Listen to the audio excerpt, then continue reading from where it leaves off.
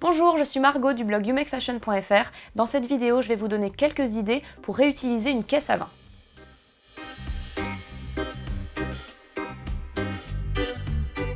Les caisses à vin sont très faciles à trouver, il suffit juste de les demander très gentiment à votre caviste. Il en existe de plein de tailles et puis des formes des fois un peu différentes. Moi j'ai choisi quelque chose de plutôt petit.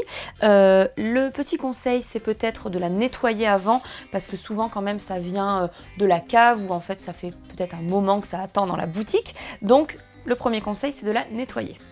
Ensuite, je vais peindre l'intérieur de ma boîte. J'ai préféré pas toucher les côtés parce qu'on voit le nom du château auquel appartient la boîte. Je trouve ça sympa de garder voilà, l'essence de la caisse à vin. Donc je vais utiliser une peinture qui reprend les couleurs de mon salon parce que c'est là qu'elle va être installée après.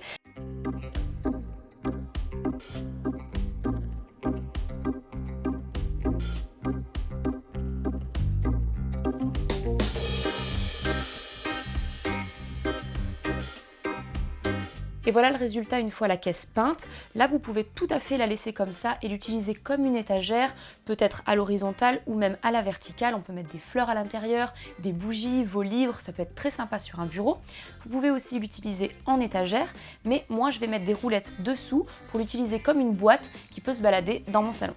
Sous la caisse, j'ai préalablement fait des petits trous pour visser les roulettes. Donc c'est très simple, il suffit de placer les roulettes dans le sens de la longueur et dans les petits trous, on fait des petits repères au crayon à papier et avec une perceuse, on perce les 4 trous. Donc là, il ne me reste plus qu'à visser les petites vis.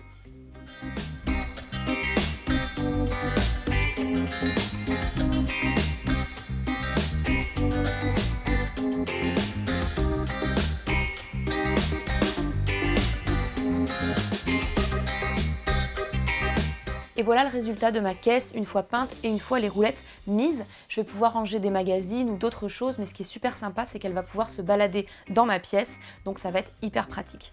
Si vous avez envie de retrouver d'autres vidéos déco, n'hésitez pas à vous abonner à la chaîne Minute Déco ou sur mon blog youmakefashion.fr.